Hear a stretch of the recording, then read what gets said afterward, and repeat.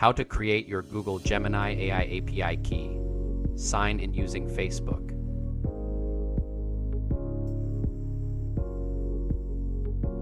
Create a new account using web chat.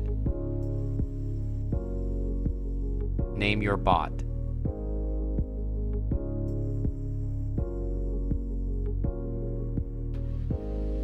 Click on Settings. Click Integration.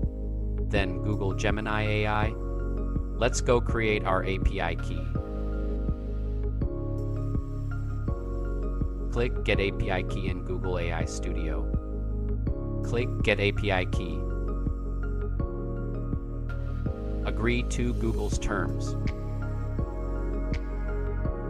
Click Create API Key. Create API key in new project. Copy your API key.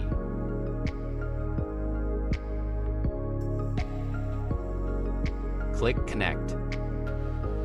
Paste your Google API key and hit Continue. Congratulations!